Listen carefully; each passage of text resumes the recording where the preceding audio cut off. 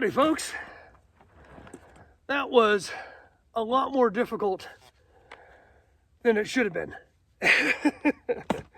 It is about 9 a.m. I set out on this adventure at about 6:30, but boy does it feel like it was 5 or 6 hours ago. So we are currently in the Gifford Pinchot National Forest. I jumped on a forestry road about a half a mile before you go into the Mount Rainier National Forest, because we're trying to get up to Lake Catherine. We're trying to get up to Lake Pristine today. I found this on Onyx a few weeks ago, and I wanted to take my family up here because it showed that it was, about a mile hike, 800 or 900 feet of elevation gain. So it's a pretty steep uphill hike into this beautiful little alpine lake. I couldn't find any information about the hike or entrance to the hike. So I did some investigations on a map, and I came across the forestry road right off the main highway, and it showed that it was 6 miles of switchback trails up to this point with 2,500 feet of elevation gain. Unfortunately, the road is closed because of a washout years ago. So no way to get a car or a truck up here. I had the brilliant idea that maybe this was my opportunity to get back into mountain biking. Now, mind you, it's been almost a decade since I've been out on this poor old bike of mine, this 20-year-old bike of mine. So in my wisdom, I dug it out of the basement a couple of days ago, tuned it up as best as I could. I set out on this adventure, and it kicked my butt. I'd like to say I rode my bike all the way up here. That would not be a true statement. All in all, I probably pushed the bike about 80% of the way, sadly. It is just way too steep, and I am way too out of shape. But that was the easy part. Now that we've made it to here, I'm going to park the bike off in the corner, and we're going to head out on our adventure to get up to the lake. Again, it's about a mile. I'm going to do about 900 feet of elevation gain, but I think we're going to have the entire area to ourselves. So we are in for quite an adventure. I've already had quite an adventure.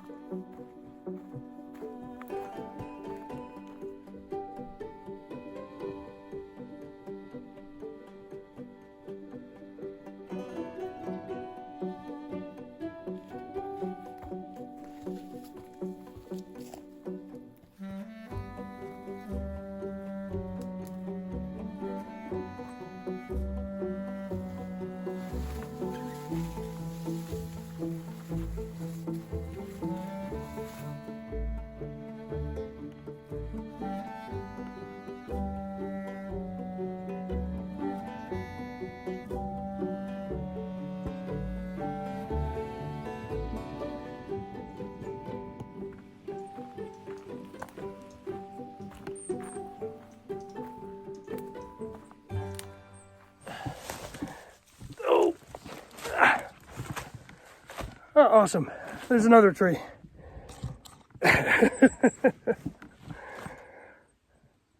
This one I think I have to go over, and I'm going to shut the camera off for this because it's not going to be pretty. I'll see you on the other side. Let's just pretend that it was incredibly graceful and looked like a pro as I did that. Oh man. Okay, this is awesome. This is awesome. Look at this.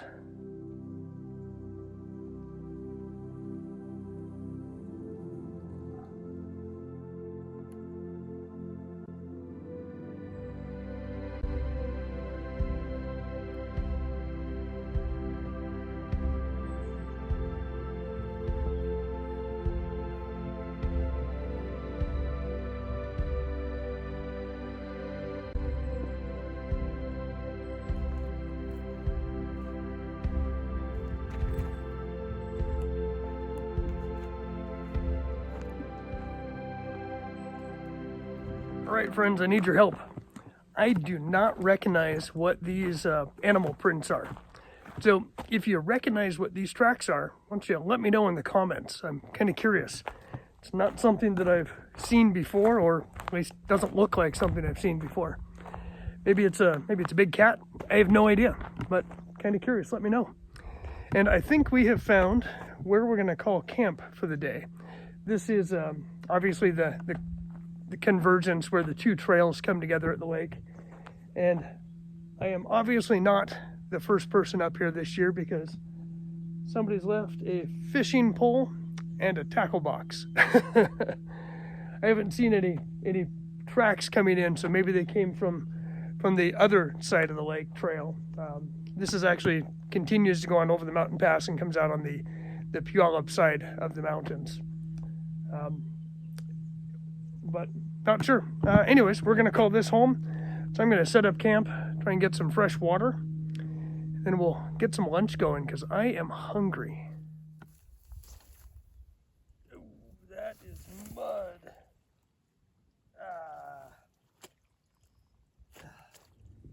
I just made the ultimate rookie move, and when I was getting my water, I stepped onto what looked like a solid shore, and it turned out to be thick mud full of algae, and I sunk right up to my ankles. So, got my socks sitting over on a log drying, my shoes in the sun drying. I'll bang the mud off of them once it turns to dust. But just gonna filter up some water, then we'll get some lunch going. I'm gonna try a dehydrated meal that I picked up last week.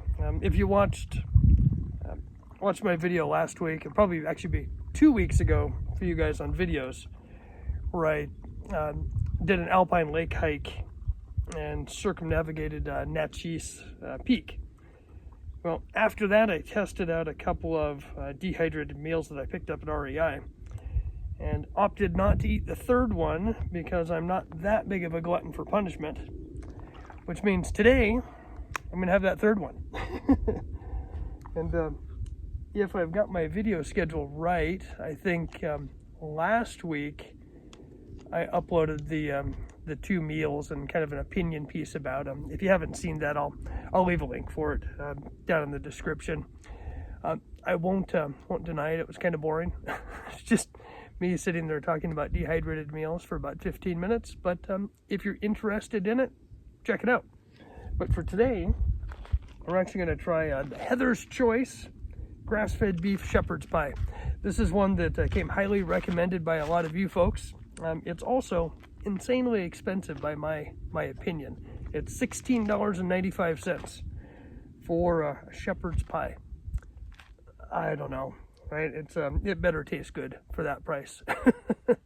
But the reason why I'm doing this is I'm trying to find some alternatives to carrying some of the heavier weight that I do when I'm doing a lot of my normal cooking, especially this time of year when there is a statewide burn ban in effect, which means the only cooking that you can really safely do is boiling water with a gas stove where you can turn on and off the fuel supply. So I don't want to do any firebox cooking, obviously, or any of my liquid fuel stoves. So I'm just going really basic, just boiling water, trying to keep it as simple and easy, shut the fuel off as quickly as I can, just to minimize any potential risks or harm. But that means it's time to try out freeze-dried meals. You know what? I waited, a good decade in between meals, so I guess 2 weeks in a row, I can get away with it.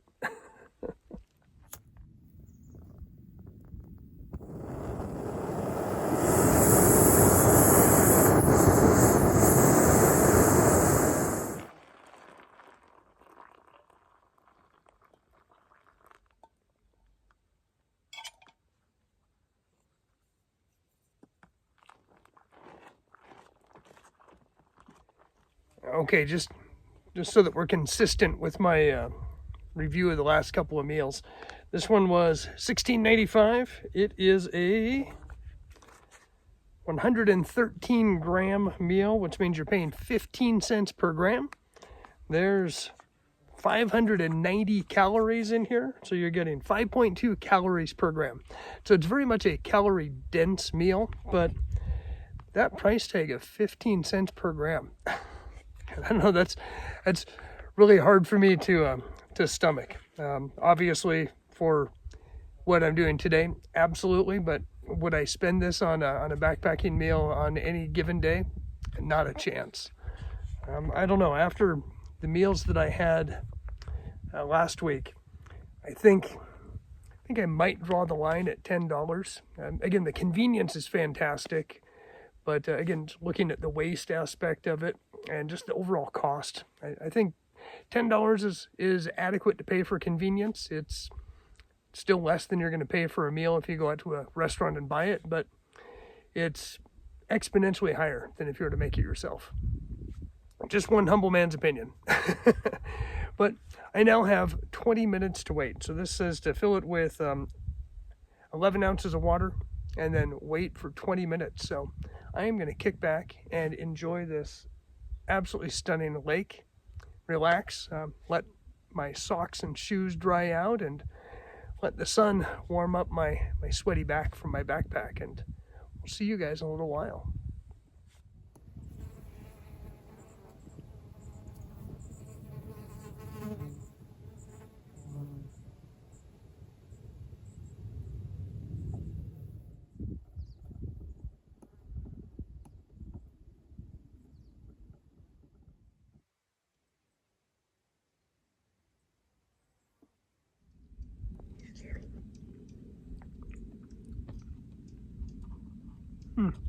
So it's been about 25 minutes, and it is still kind of crunchy.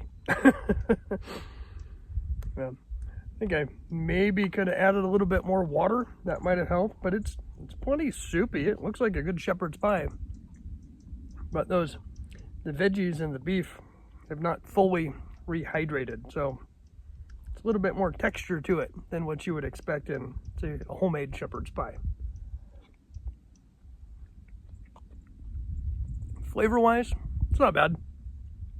Again, nothing exceptional. I think you could easily make this yourself with some instant mashed potatoes, maybe some beef sticks or some jerky of some kind, some freeze-dried veggies. Wouldn't be much. Maybe you're looking at $1, maybe $1.50 of materials. And I think the flavor would probably be comparable, if not, honestly, a little bit better. So, nothing too exciting, but it'll at least fill me up. So, I'm going to kick back, eat this very expensive, bland, crunchy meal. And then we'll pack up. So for the afternoon, I'm gonna hike back down to where we left the bicycle. And that's about a mile hike. It's downhill, I wanna say 800 feet of elevation. Then from there, that's where the fun is gonna start, because I've got 6 miles of nothing but downhill. It's not all gonna be gravy, because there were a lot of washouts where I had to actually carry the bike over certain areas, and there's some ravines that I'm not going to feel safe riding by, so I'll end up pushing through. But 90% of it is going to just be smooth sailing downhill through the trail, and that is going to be a blast. I'm trying out a new chest mount for the camera to give a different perspective, and I did a little bit of that on the way up here, but I'm definitely going to try and record the entire trip out also, just from the perspective with the handlebars. I'm curious what you guys think of that perspective. Let me know if it works, if it doesn't work. Again, I'm just trying something new, and hopefully you enjoy it. But again, this will be my first adventure in mountain biking in several years, and I've learned that I am incredibly out of shape. And the suspension on my bike, again, I didn't do really any adjusting other than make sure the chains were good and the tires held air pressure. And when I had that bike tuned and fit for me, I was 145 pounds and about 10 years younger. So now that I'm sitting at 170 pounds and I've got the knees and the hips of a guy who's getting older, I'm learning that I probably should have adjusted that suspension too. So it'll be all part of the adventure.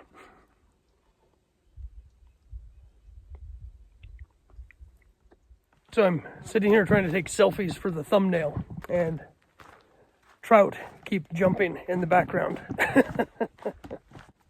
Oh, what a gorgeous day. All right, enough procrastinating. Let's get back out on this trail and try and put some miles behind us today. It is a little after 11 o'clock.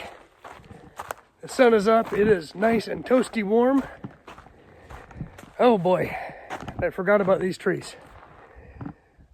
Gotta crawl through that mess again.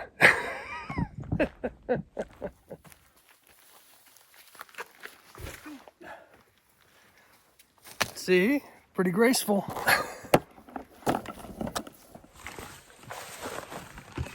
And you guys thought I probably had to crawl. It's amazing what a little break and some food can do for your spirits. I was feeling pretty beat up and worn out by the time I got up here. And now I'm feeling like I could run a marathon. Or maybe walk a marathon.